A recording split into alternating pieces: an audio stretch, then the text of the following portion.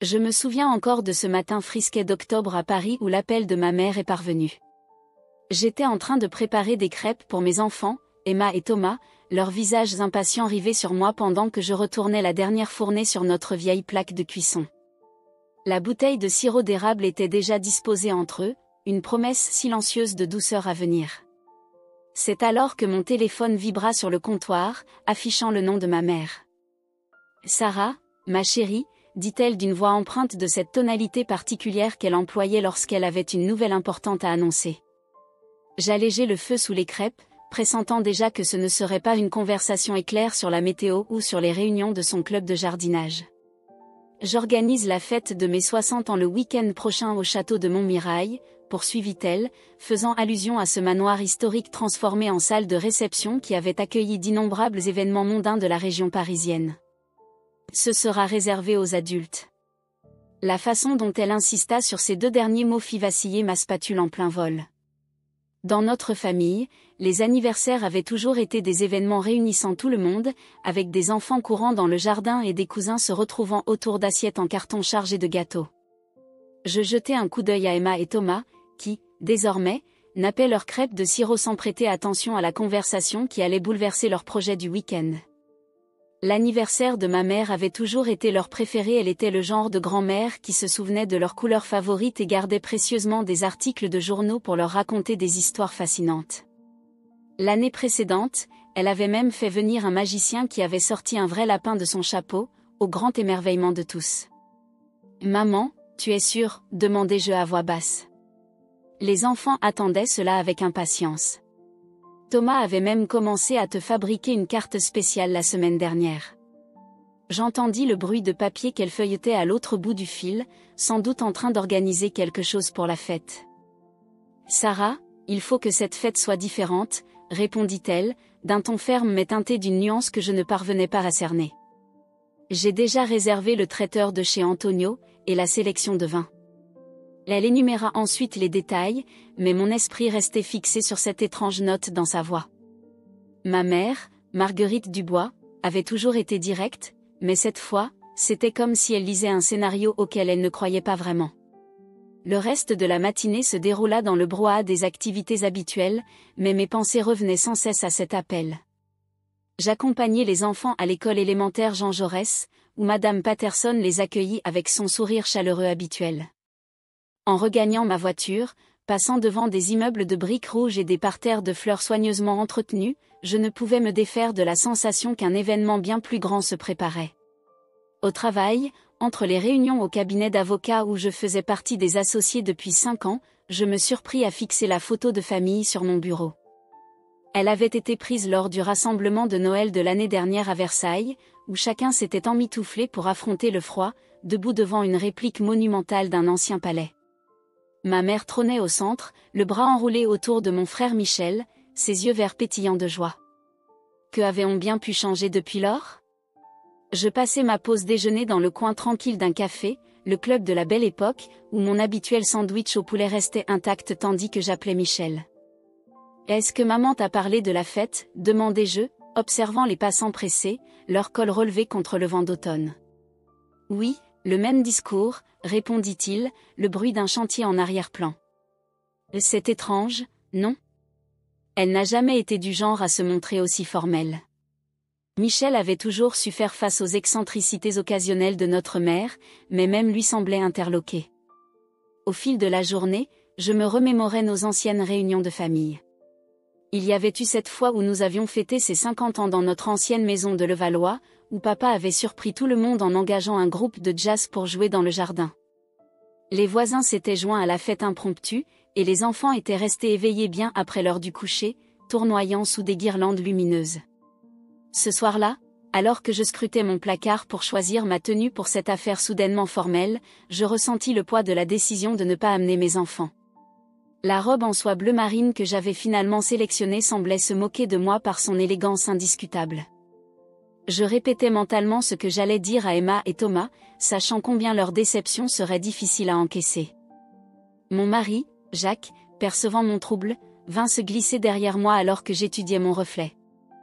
Peut-être qu'elle essaie juste quelque chose de nouveau, suggéra-t-il en ajustant sa cravate pour son service de nuit à l'hôpital. Mais nous connaissions toutes les deux notre mère bien trop pour en rester là. En 35 ans, j'avais appris à déchiffrer les signes subtils de ses humeurs, les messages cachés dans ses choix. Plus tard dans la soirée, après avoir couché les enfants en leur racontant des histoires supplémentaires pour compenser la déception à venir, je m'assis dans le salon, la douce lueur de la lampe de lecture projetant des ombres sur le mur.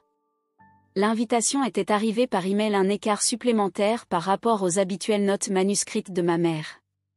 L'écriture élégante annonçait « Une soirée de célébration sophistiquée, au château de Montmirail, cocktail à 10h, dîner à 11. » Aucune mention du motif de l'exclusion des enfants, aucune explication sur ce brusque changement de tradition. Je consultais le site internet du château de Montmirail sur mon ordinateur portable, sa grandiose architecture coloniale et ses jardins impeccablement taillés illuminant l'écran. Le lieu avait récemment été rénové, et la galerie de photos dévoilait des salles élégantes ornées de lustres en cristal et de boiseries foncées. C'était splendide, certes, mais si différent de nos habituels rassemblements familiaux que cela semblait être une déclaration. Mais de quoi ? Le sentiment persistant que quelque chose m'échappait me tenaillait bien après le départ de Jacques pour son service de nuit. Allongé dans mon lit, j'écoutais le bruissement lointain de la circulation sur le boulevard Saint-Michel, me rappelant comment ma mère avait marqué une pause avant de terminer notre conversation téléphonique. C'était ce genre de pause qui, au tribunal, précédait généralement le témoignage crucial. Que voulait-elle nous cacher ? Quand je m'endormis enfin, mes rêves furent peuplés de scènes étranges, des salles de fête vides, des rires résonnants, la voix de ma mère appelant depuis quelque part que je ne pouvais atteindre. Au matin, je me réveillerais avec l'impression tenace que cet anniversaire serait plus qu'une simple célébration, ce serait un tournant, bien que je ne sache encore dans quelle direction. Le soir de ses 60 ans arriva avec une brise étonnamment douce pour un octobre en Île-de-France. J'arrivai au château de Montmirail 30 minutes en avance, mes talons claquant sur le chemin pavé en direction de l'entrée. Le soleil couchant projetait de longues ombres sur la façade coloniale du manoir, et à travers les grandes baies vitrées, je pouvais apercevoir le personnel apportant les dernières touches aux arrangements floraux et à la disposition des tables. J'avais confié Emma et Thomas à leur babysité préférée, Jenny, du quartier. Ils avaient étonnamment compris lorsque je leur avais expliqué que ce soir était réservé aux grands. Pourtant, le discret « d'accord, maman » de Thomas avait failli ébranler ma détermination. Jacques avait promis de passer à la maison après son service pour prendre de leurs nouvelles, ce qui me réconfortait un peu. La lourde porte en bois grinça en s'ouvrant alors que je pénétrais dans le hall.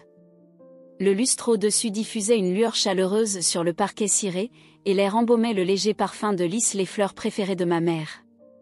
Martin, le directeur du lieu que je reconnaissais du site web, me salua d'un hochement de tête professionnel. « Madame Walker ? Votre mère a mentionné que vous seriez en avance. Elle se trouve dans la salle de l'Est. » Suivant ses indications, je trouvai ma mère debout près d'une fenêtre, supervisant le placement de flûtes à champagne en cristal sur une longue table. Elle portait une robe pourpre profonde qui la rendait à la fois élégante et étrangement vulnérable. Lorsqu'elle se tourna vers moi, je remarquai qu'elle avait coiffé ses cheveux argentés d'une manière différente, relevés en un chignon formel qui semblait appartenir à une autre femme que celle qui, habituellement, aimait le jardinage et la pâtisserie.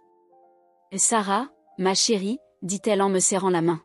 « Tu es ravissante. » Mais son sourire ne parvenait pas à masquer l'inquiétude dans ses yeux qui, sans cesse, se dirigeaient vers la porte, comme si elle attendait quelqu'un. « Tu n'as pas eu de problème pour te garer ? » « Non, maman. »« Tout va bien ?» demandai-je, observant comment elle redressait une serviette déjà parfaitement alignée. « Tu sembles un peu tendue. »« Je veux que tout soit parfait, » répondit-elle en lissant sa robe. « Les traiteurs de chez Antonio devraient arriver d'un moment à l'autre. Pourrais-tu vérifier s'ils s'installent au bon endroit ? Ce devrait être par ces portes, près de l'entrée du jardin. » Je me frayai un chemin parmi les invités qui arrivaient, échangeant quelques salutations rapides avec des visages familiers. Les anciens collègues universitaires de mon père étaient là, tout comme les amis de bridge de ma mère et plusieurs voisins de son quartier de Levallois.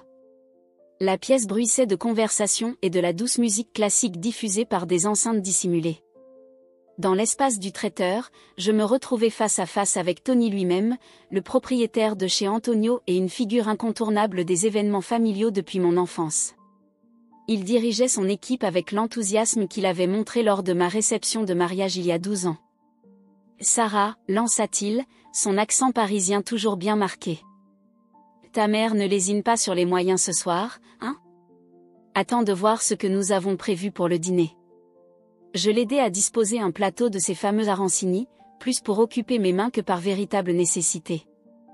L'odeur familière de sa cuisine italienne authentique me rappela d'innombrables dîners dominicaux et repas de fête. « Tony, dis-je, d'un ton décontracté, as-tu remarqué que maman semble différente ces derniers temps ?» Il s'arrêta un instant, essuyant ses mains sur son tablier. « Et différente ? Eh bien, elle a été très précise sur le menu cette fois. D'habitude, elle me dit juste de « faire ce qui te semble le mieux, Tony. » Mais pour ce soir, il haussa les épaules. Chaque détail devait être parfait. De retour dans la salle principale, je m'installai à l'une des tables rondes drapées de nappes couleur crème. Chaque service comprenait une carte nominative manuscrite dans la calligraphie élégante de ma mère, et à côté de chaque assiette reposait une petite boîte cadeau ornée d'un ruban pourpre assorti à sa robe. Toute la scène semblait orchestrée, comme dans une pièce où chacun jouait son rôle assigné. Mon frère Michel arriva avec sa femme Rachel, tous deux paraissant quelque peu mal à l'aise dans leur tenue de soirée. Michel travaillait comme entrepreneur et Rachel enseignait à l'école maternelle. Ils étaient plus à l'aise en gens qu'en habits de soirée. « C'est bizarre, non ?» chuchota Michel en s'asseyant à côté de moi. « Maman se comporte comme si c'était un dîner d'État ou quelque chose du genre. » Avant que je ne puisse répondre, un silence solennel s'abattit sur la salle lorsque ma mère tint son verre pour capter l'attention de tous. Debout devant l'assemblée, elle avait l'air à la fois majestueuse et fragile sous la lumière du lustre. « Merci à tous d'être venus », commença-t-elle d'une voix posée, mais teintée de cette étrange nuance que j'avais perçue au téléphone. « Avant de commencer le dîner, je souhaite… » Elle ne termina jamais sa phrase. Ses yeux se fixèrent sur quelque chose ou quelqu'un au fond de la salle, et pendant un instant, la façade soigneusement maintenue se fissura. Je me tournai pour regarder, mais tout ce que je vis fut Martin qui refermait discrètement les portes principales. La soirée se déroula dans une sorte de chorégraphie mesurée. Le vin coulait, les plats s'enchaînaient et les conversations circulaient autour des tables. Pourtant, une tension sous-jacente planait, semblable au calme avant la tempête.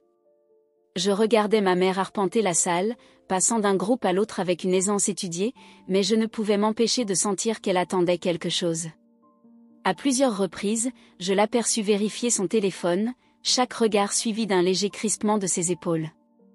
Les boîtes cadeaux restaient intactes, bien que je remarquais qu'elle les touchait en passant, ajustant leur position de manière à peine perceptible. Le cadre formel du dîner créait une barrière entre nous tous. D'ordinaire, lors des réunions familiales, nous nous entassions autour de tables dépareillées dans le jardin de quelqu'un, les enfants courant entre les adultes, des assiettes en carton équilibrées sur les genoux. Ici, sous le lustre en cristal, avec la musique classique en fond et des serveurs remplissant silencieusement les verres d'eau, nous aurions tout aussi bien pu être des étrangers jouant à faire semblant. Je m'excusai de la table et me réfugiai dans un coin tranquille près d'une grande baille vitrée. Dehors, les lumières du jardin s'étaient allumées, illuminant les sentiers et les haies soigneusement taillées.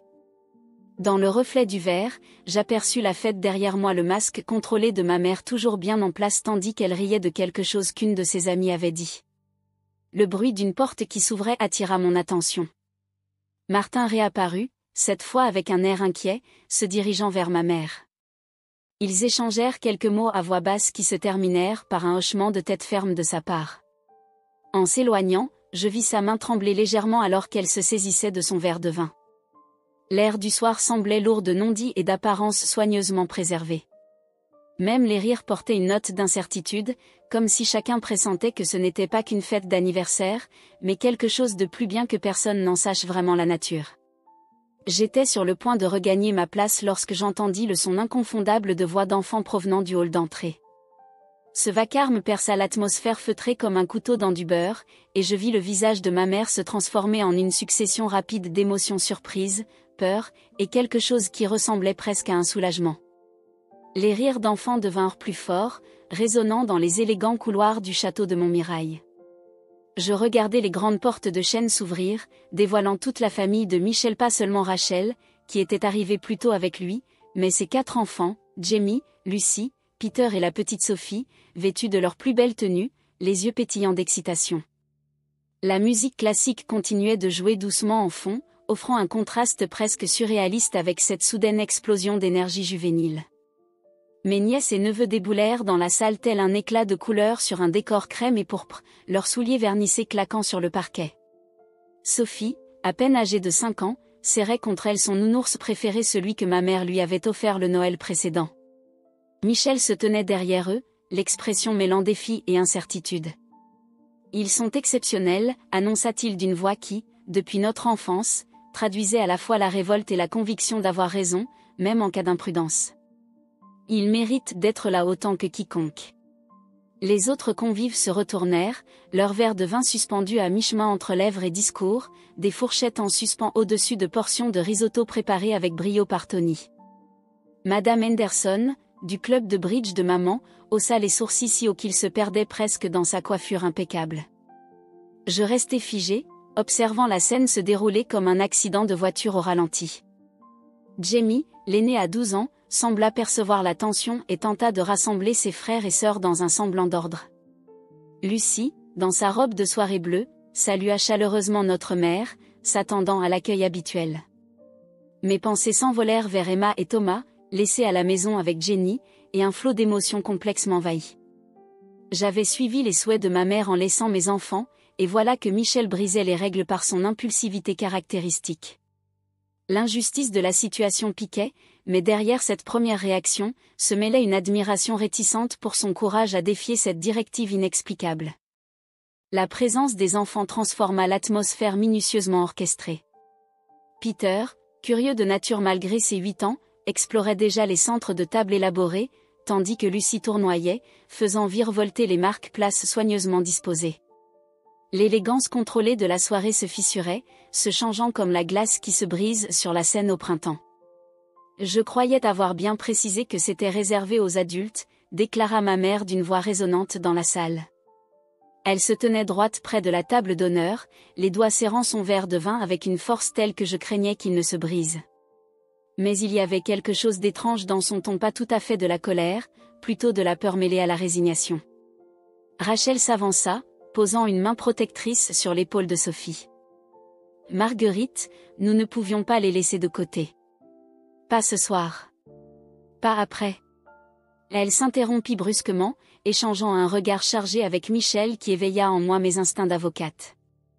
Il y avait clairement quelque chose qui m'échappait, un détail crucial qui expliquerait cette soirée de plus en plus absurde. Les autres invités semblaient hésiter sur la réaction à adopter.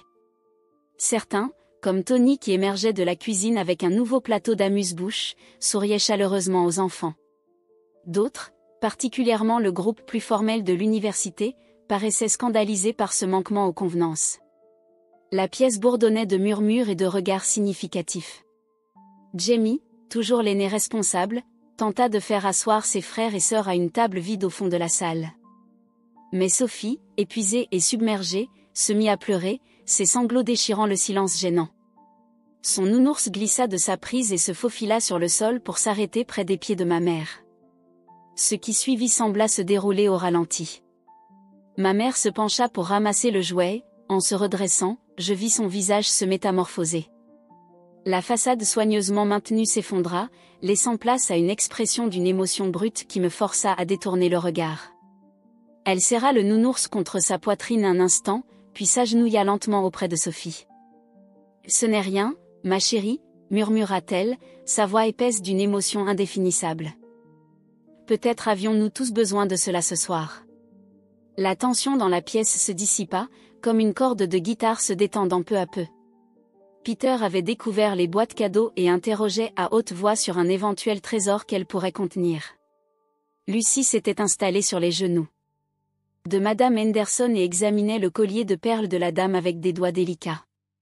Jamie se tenait maladroitement près de la table des desserts, coincé entre l'enfance et l'adolescence, essayant de conserver sa dignité tout en jetant un œil au célèbre tiramisu de Tony. Michel vint se tenir à mes côtés, son épaule effleurant la mienne de la même façon que lorsqu'enfant, nous faisions face à nos parents après une bêtise.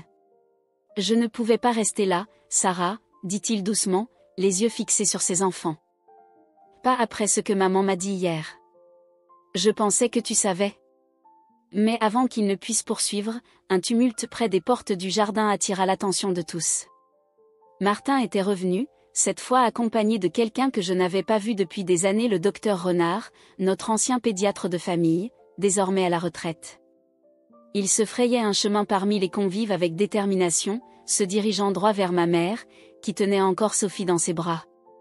La soirée avait complètement dérapé, s'éloignant de l'élégante fête réservée aux adultes pour se transformer en un chaos quasi irréversible. La musique classique continuait de jouer, une bande sonore incongrue face aux rires d'enfants, aux chuchotements inquiets et aux sentiments grandissants que nous étions tous des acteurs dans une pièce dont seuls quelques-uns connaissaient le scénario. Je vis ma mère se redresser, posant délicatement Sophie sur ses petits pieds. Son visage arborait cette détermination que j'avais tant vue durant mon enfance, celle qui annonçait qu'elle prenait enfin les choses en main. Mais avant qu'elle ne puisse parler, le petit Peter, qui avait inspecté chaque recoin de la salle tel un détective, trébucha soudainement. Le trébuchement n'était pas inhabituel, Peter avait toujours été un peu maladroit, mais la manière dont il tomba fit bondir mon cœur. Son visage devint d'un pâle inquiétant et ses yeux se perdirent dans le vide. Lucie, perchée toujours sur les genoux de Madame Henderson, poussa un petit cri avant de s'affaisser presque simultanément. La salle sembla retenir son souffle. Dans cet instant suspendu, je vis le visage de ma mère se transformer une fois de plus, affichant l'expression de celle qui redoutait ce moment depuis longtemps, celle qui avait tenté de l'éviter et qui se voyait maintenant contrainte d'en être témoin. La soirée était devenue un train fou, et nous n'étions que des passagers sans carte, filant vers une destination que seuls quelques-uns semblaient comprendre. En me dirigeant vers Peter, j'aperçus le docteur Renard sortir quelque chose de son sac médical, et les dernières pièces de ce stratagème élaboré commencèrent à s'assembler dans un ordre terrifiant. La vue du docteur Renard sortant du matériel médical me plongea dans une sorte de clarté détachée. Ma formation juridique entra en action, cette part de moi qui pouvait prendre du recul face aux émotions et analyser objectivement. Tous les éléments s'imbriquaient, l'insistance de maman pour une fête réservée aux adultes, sa manière étrange au téléphone, la défiance déterminée de Michel, maintenant, la présence de notre ancien médecin de famille. Ils savaient quelque chose. Tous. Et ils ne m'avaient rien dit. Je me mis en marche vers le hall d'entrée, mais pas mesuré et délibéré. Les sons de la confusion et des inquiétudes derrière moi se fondaient en un bourdonnement indistinct. Mes talons claquaient sur le parquet pied gauche, pied droit, chaque pas me détachant un peu plus de la scène qui se déroulait dans la salle principale. Martin se tenait près du vestiaire, son attitude professionnelle vacillant légèrement alors qu'il observait la cohue par la porte. « Madame Walker ?» demanda-t-il, notant probablement mon calme déconcertant. « Voulez-vous que j'appelle quelqu'un ?»« Non, merci », répondis-je d'une voix étonnamment posée. « J'ai juste besoin de mon manteau. Celui en laine bleue. » Je le regardai récupérer, ses mouvements paraissant presque comiquement lents face à l'urgence qui s'installait derrière nous. Par les portes ouvertes, j'entendis le docteur Renard donner des instructions d'un ton autoritaire familier. Alors que j'enfilais mon manteau, je jetai un coup d'œil dans le miroir antique accroché dans le hall d'entrée. J'avais l'air parfaitement composé, pas un cheveu de travers, le maquillage toujours impeccable. Seuls mes yeux trahissaient la tempête d'émotions qui grondait en moi. L'air d'automne me frappa le visage lorsque je sortis, emportant avec lui le parfum des feuilles mortes et de la fumée de bois provenant d'un endroit du quartier.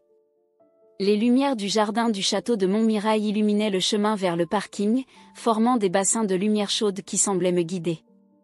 Quelques premières étoiles avaient percé le ciel assombri, indifférentes au drame qui se jouait en dessous. Je marchais jusqu'à ma voiture, chaque pas calculé et résolu. Mon esprit tournait à 1000 à l'heure, mais mon corps demeurait étonnamment calme. Je pensais à Emma et Thomas, chez Jenny, probablement déjà couchés. Je repensais à toutes ces réunions de famille où les cousins jouaient ensemble, sans le moindre signe d'alerte. Depuis combien de temps savait-il ? Combien de temps ce secret avait-il été gardé ? Arrivé à ma voiture, je ne montai pas immédiatement. Je m'appuyai contre la carrosserie froide, laissant l'air du soir remplir mes poumons. De là, je pouvais apercevoir la fenêtre de la salle principale, des silhouettes s'affairant derrière le verre. Quelqu'un avait éteint la musique classique, et en son absence, la nuit semblait étrangement silencieuse. Mon téléphone vibra dans mon sac. Michel appelait, sans doute. Ou peut-être ma mère. Je laissai sonner, préférant me concentrer sur le bruit lointain de la circulation sur l'avenue de l'Opéra, le bruissement des feuilles dans les vieux chênes bordant la propriété, et le léger sifflement d'un train de banlieue se dirigeant vers le centre. Un jeune couple passa sur le trottoir, habillé pour une soirée en ville, leur rire se propageant dans le parking. Ils semblaient appartenir à un monde totalement différent, un monde où les réunions de famille ne se transformaient pas en urgence médicale, où les frères ne cachaient pas de secrets à leurs sœurs, où les mères n'orchestraient pas de telles tromperies. Je pensais à ma formation de juriste, à cette capacité d'observer quand les émotions s'emballent et de maintenir une distance professionnelle. Mais il ne s'agissait pas ici d'une affaire que je pouvais simplement classer à la fin de la journée. Ce sont mes nièces et neveux, ma famille, le secret jalousement gardé de ma mère qui éclatait désormais dans le pire des scénarios. En ouvrant la portière de ma voiture, je m'installai sur le siège conducteur sans démarrer le moteur. Les sièges en cuir gardaient encore la chaleur du soleil de l'après-midi, contrastant avec le froid grandissant de la nuit. Mon téléphone vibra à nouveau, cette fois sous forme d'un SMS. Je jetai un coup d'œil automatique. Rachel, reviens, s'il te plaît. Nous aurions dû te le dire. L'horloge numérique sur le tableau de bord affichait 20h47. Moins de 3 heures plus tôt, j'étais arrivé à ce que je croyais être une simple fête d'anniversaire, quoique formelle. Désormais, j'étais assise dans ma voiture, regardant les dernières couleurs s'effacer du ciel, tentant de décider quoi faire ensuite. À travers le pare-brise, je vis une ambulance tourner dans la rue, ses gyrophares clignotants, mais la sirène restait muette. Ce spectacle aurait dû me pousser à agir, à courir à l'intérieur. Mais je restais immobile, les mains jointes sur mes genoux, respirant d'un calme maîtrisé. Je repensais à mon père, parti depuis 5 ans, qui disait souvent que la chose la plus courageuse à faire était parfois de s'éloigner, de se donner du temps pour réfléchir. Pourtant, il nous avait aussi appris que la famille reste unie, quoi qu'il arrive. Ces 2 leçons se livraient bataille en moi alors que je regardais l'ambulance se garer et les secouristes se précipiter à l'intérieur. Mon téléphone vibra une 3e fois. L'écran affichait la photo de ma mère, un cliché de l'été dernier, d'elle dans son jardin, entourée de ses roses bien-aimées. La même mère qui avait orchestré toute cette soirée, qui avait choisi de me tenir à l'écart tout en semblant se confier à Michel. Celle qui nous avait élevés en nous inculquant que l'honnêteté était primordiale. L'appel renvoya directement vers la messagerie. Dans le silence qui suivit, je pouvais entendre le rythme de mon propre cœur, régulier malgré tout. Le calme qui m'avait envahi se faisait presque palpable, tel un bouclier entre moi et le chaos laissé derrière. Ce n'était pas tant de la colère bien que cela en fût une part mais quelque chose de plus complexe, un mélange de douleur, de trahison et d'une étrange lucidité. Finalement, je tournai la clé dans le contact, et le doux ronronnement du moteur emplit la voiture. En engageant la marche arrière, j'aperçus une dernière fois le château de Montmirail dans le rétroviseur. À travers les fenêtres, des silhouettes s'agitaient, des ombres se détachant sur la lumière chaleureuse. Ma famille était là, affrontant la crise qui venait d'éclater. Et moi, j'avais choisi de m'éloigner. Mais parfois, me dis-je, s'éloigner n'est pas fuir. Parfois, c'est simplement se donner l'espace nécessaire pour respirer, pour réfléchir, pour se préparer à ce qui vient ensuite. Car quelque part, j'avais le pressentiment que, peu importe ce qui se passait dans cette salle élégante, le secret qui venait de se déployer n'était que le début. Je n'étais pas allé bien loin, juste jusqu'au Starbucks du coin, au coin de la rue de Rivoli et de l'avenue de l'Opéra lorsque mon téléphone éclata d'un appel de Michel. Cette fois, quelque chose dans la sonnerie semblait plus urgent, plus insistant. Mes mains tremblaient légèrement en entrant dans le parking presque désert, et j'ai décroché. « Sarah, il faut que tu reviennes tout de suite. » La voix de Michel se brisa d'une panique inhabituelle, une voix que je n'avais pas entendue depuis notre enfance, quand il était ce frère pragmatique et posé. Ce n'est plus seulement Peter et Lucie. Ils se sont tous effondrés. Tous. Même Sophie. Le monde sembla vaciller. Mon calme antérieur se brisa comme de la fine glace au printemps. Que veux-tu dire par « effondré » ? Les mots sortirent tranchants, glacial. Michel, qu'est-ce qui se passe vraiment? Reviens, implora Théil, et à travers le téléphone, j'entendis le chaos en arrière-plan des voix s'élevant, le crissement des chaussures en caoutchouc sur le parquet, le bourdonnement caractéristique du matériel médical. Le docteur Renard dit. Mon Dieu, Sarah, reviens, s'il te plaît. Je fis demi-tour dans un geste qui, en d'autres circonstances, m'aurait valu une contravention, mes pneus crissant sur l'asphalte. Le trajet de retour jusqu'au château de Montmirail dura moins de 2 minutes, mais chaque seconde semblait s'étirer à l'infini. Mon esprit parcourait en boucle les récentes réunions familiales, les anniversaires, les dîners dominicaux. Y avait-il eu des signes? Comment avais-je pu les manquer? La scène à laquelle je revins était méconnaissable par rapport à celle que j'avais quittée. La fête d'anniversaire élégante s'était transformée en ce qui ressemblait à un hôpital de campagne. Les tables rondes avaient été poussées contre les murs, libérant un espace au centre où mes nièces et neveux reposaient sur des coussins improvisés à partir de mobilier de jardin. Jamie, toujours le plus robuste, avait les yeux ouverts mais semblait incapable de se concentrer. La robe bleue de Lucie se répandait autour d'elle comme une flaque d'eau immobile. Le visage de Peter avait pris une teinte grisâtre inquiétante. Et la petite Sophie, toujours serrant son pingouin en peluche, paraissait minuscule et vulnérable. Le docteur Renard arpentait la salle avec une efficacité implacable, dirigeant les secouristes arrivés en mon absence.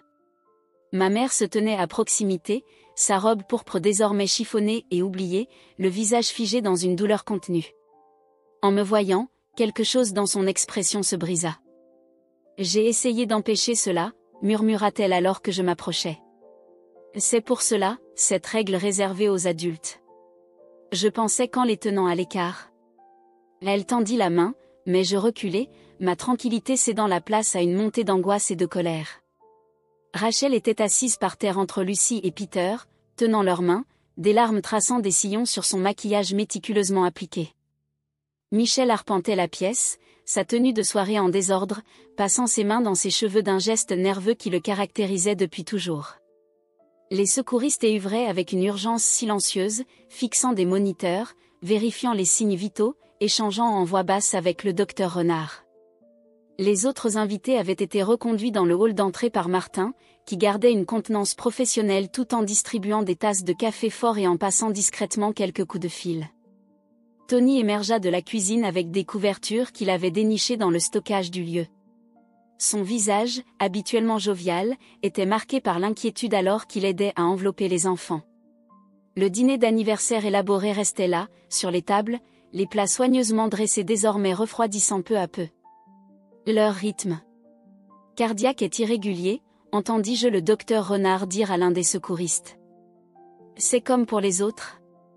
Il se reprit, me jetant un regard, mais il était trop tard. Les autres, m'approchai-je, mon instinct d'avocate se réveillant malgré l'émotion. Quels autres? Depuis combien de temps cela dure-t-il? Avant que quiconque ne puisse répondre, Jamie se redressa brusquement, les yeux grands ouverts mais vides. Je ne sens plus mes jambes, annonça-t-il d'une voix terriblement calme, avant de retomber sur les coussins. Les moniteurs se mirent à biper de plus en plus rapidement. L'un des secouristes marmonna un juron et se précipita à ses côtés. Il faut les déplacer. Maintenant. Sa voix dégageait une autorité qui ne souffrait aucune réplique. 2 par ambulance. Les parents peuvent accompagner. 3 autres unités sont en route. Les minutes qui suivirent se déroulèrent dans un flou d'activités frénétiques. Davantage de personnel d'urgence arriva, transformant la salle élégante en un ballet de gestes médicaux et de termes techniques. Les enfants furent minutieusement transférés sur des brancards, les équipements de surveillance ne manquant jamais un battement. Je restai immobile, aux côtés de ma mère, alors qu'il roulait Sophie devant nous. Son petit visage, habituellement si expressif, affichait une paix troublante qui me serrait le cœur. Le pingouin en peluche était toujours serré dans sa main minuscule, en contraste saisissant avec le matériel médical tout autour. « Maman, dis-je à peine audible, qu'est-ce que tu ne me dis pas ?» Elle se tourna vers moi, et, à cet instant, je la vis vieillir de plusieurs années sous mes yeux. L'apparence soigneusement soignée qu'elle avait arborée quelques instants plus tôt s'était complètement effondrée. Ses cheveux argentés s'étaient décoiffés de leur chignon formel, et ses yeux exprimaient une tristesse profonde que je n'avais jamais vue auparavant. Tout a commencé il y a 3 mois, commença-t-elle, mais fut interrompu par l'appel du docteur Renard. Les moniteurs bipaient désormais avec insistance, emplissant la pièce d'un cœur électronique inquiétant. L'heure pouchute, annonça l'un des secouristes, sa voix tendue par l'inquiétude professionnelle. Tous, simultanément. Ce n'est pas normal. La pièce plongea dans un chaos méthodique. Des termes médicaux, que je peinais à comprendre, fusaient dans tous les sens. Des poches de perfusion apparurent, des médicaments furent administrés, mais rien ne semblait pouvoir inverser la tendance. Les enfants restaient inconscients, leurs signes vitaux se détériorant de manière synchronisée et terrifiante. Au milieu de tout cela, je restais là, témoin impuissant de l'effondrement de l'univers familial. La fête d'anniversaire, autrefois synonyme d'élégance, paraissait désormais être une sinistre plaisanterie, les décorations raffinées et les détails minutieusement orchestrés masquant quelque chose de bien plus sombre et effrayant que tout ce que nous aurions pu imaginer. Alors qu'il commençait à transférer les enfants vers les ambulances en attente, je vis une dernière fois les boîtes cadeaux, toujours posées sur les tables, intactes. Quel que soit le secret qu'elles renfermaient, ils devraient attendre. À cet instant, tout ce qui comptait était le son des sirènes perçant la quiétude d'une banlieue paisible, emmenant mes nièces et neveux vers un avenir incertain, un avenir que, je compris, ma mère avait pressenti depuis bien longtemps. L'accueil au service d'urgence de l'hôpital de la Pitié-Salpêtrière était empreint d'un chaos maîtrisé, les équipes médicales s'acharnant sur mes nièces et neveux. Le somptueux château de Montmirail semblait désormais appartenir à un autre monde, remplacé par la froideur des néons et le bourdonnement régulier des appareils médicaux. J'étais assise dans la salle d'attente aux côtés de ma mère, qui avait visiblement vieilli de décennies en l'espace de quelques heures. « Et c'est génétique », finit-elle par dire d'une voix à peine audible. Elle faisait tourner sa bague en or sur son doigt, une habitude nerveuse que je n'avais jamais remarquée auparavant. C'est pour expliquer ces boîtes cadeaux. J'avais les résultats des tests pour tout le monde, et des lettres. Je pensais qu'en contrôlant la manière dont l'information serait divulguée, les pièces du puzzle se mettaient en place, son insistance sur une fête réservée aux adultes, la tension étrange dans sa voix lors de nos appels, la présence du docteur Renard. Elle avait tenté d'orchestrer le moment parfait pour annoncer une nouvelle dévastatrice, et pourtant, la vérité avait éclaté dans ce cauchemar. Nous l'avons découverte après le dernier contrôle de Sophie, continua-t-elle en fixant ses mains. Le docteur Renard avait remarqué une anomalie dans sa prise de sang. En approfondissant, il a décelé des marqueurs d'une affection génétique rare. Une condition ? Sa voix se brisa, une condition qui se transmettait dans la famille paternelle, sans que nous le sachions. Michel et Rachel étaient assis en face de nous, leurs visages tirés par l'épuisement et la peur. Le café du distributeur refroidissait dans leur tasse, oubliée. Rachel n'avait cessé de pleurer depuis notre arrivée, et Michel semblait porter le poids du monde sur ses épaules. Les marqueurs étaient présents chez les 4 enfants, poursuivit ma mère. Le docteur Renard nous a aidés à trouver une spécialiste, la docteure Chen du service de génétique. Elle les surveille, tentant de comprendre l'évolution de la maladie. Nous pensions avoir plus de temps. Sa voix se brisa à la fin de cette phrase. Je pensais à Emma et Thomas, à la maison avec Jenny, inconscients de cette bombe génétique qui pourrait bien tourner au drame chez eux aussi. Jacques devait être déjà rentré de son service à l'hôpital, veillant sur eux pendant leur sommeil. Mon cœur se serra à cette pensée. Le docteur Renard apparut dans l'encadrement de la porte de la salle d'attente, son visage grave mais posé. Il avait été notre pédiatre familial depuis si longtemps que le voir dans ce contexte créait un pont entre le passé et le présent, entre le monde normal des genoux écorchés et de la varicelle, et cette nouvelle réalité terrifiante. Ils sont stables, annonça-t-il, et un soupir collectif se fit entendre dans la pièce. La docteure Chen est en route. La synchronisation de leurs symptômes nous a en fait permis d'identifier plus rapidement le mécanisme déclencheur. Il semblerait que cela soit lié au stress émotionnel, ce qui expliquerait que cela se soit produit ce soir, pendant la fête. Une jeune doctoresse que je ne connaissais pas apparut avec une pile de dossiers qu'elle tendit au docteur Renard. Les termes médicaux qu'ils échangèrent me dépassaient, mais je distinguais des expressions comme « autosomique dominant » et « expressivité variable ». Chaque terme technique semblait être une brique de plus dans le mur qui se dressait autour de notre famille. Ma mère sortit une enveloppe froissée de son sac, l'une de celles destinées aux boîtes cadeaux. À l'intérieur se trouvaient des documents remplis de graphiques, de schémas génétiques, et une lettre écrite de sa main soigneuse. Je voulais tout expliquer correctement, dit-elle. Pour donner à chacun le temps de digérer l'information avant. Elle fit un geste désespéré en désignant notre environnement. Rachel prit enfin la parole, la première depuis notre arrivée à l'hôpital. Nous travaillons avec la Dr Chen depuis des mois. Des traitements sont en cours de développement, des essais cliniques existent. Les enfants font partie d'une étude, mais nous avons dû garder le silence jusqu'à confirmation des premiers résultats. Son instinct d'enseignante se faisait sentir à travers ses sanglots. Nous pensions les protéger et te protéger en attendant plus d'informations. La télévision dans la salle d'attente diffusait en sourdine les journaux nocturnes, tandis que l'horloge murale dépassait minuit. L'anniversaire de ma mère était officiellement terminé, bien que nous n'ayons plus songé à la fête depuis des heures. Les boîtes cadeaux restaient à jamais inouvertes au château de Montmirail, leur révélation minutieusement planifiée désormais caduque. Une infirmière apparut pour dire à Michel et Rachel qu'ils pouvaient aller voir les enfants. Alors qu'ils se levaient pour la suivre, Michel s'arrêta à côté de moi. Je les ai amenés ce soir parce que je ne pouvais supporter l'idée qu'ils ratent peut-être leur dernière réunion de famille normale. Je n'avais pas prévu que cela déclencherait. Il ne put achever sa phrase. L'ironie était dévastatrice, son acte d'amour et de défi avait, sans le vouloir, provoqué exactement ce que nous cherchions tous à éviter. Mais comme la Dr Chen allait plus tard l'expliquer, c'était sans doute inévitable. Le déclencheur émotionnel aurait pu être n'importe quoi, une pièce de théâtre à l'école, un match de sport, ou même un moment de joie. Au moins, cela s'était produit là où l'aide était immédiatement disponible. Ma mère saisit ma main, et cette fois, je la laissai faire. Emma et Thomas, dis-je à voix basse, il faut qu'on les fasse tester. Elle hocha la tête. La Dr Chen a déjà des créneaux pour demain matin.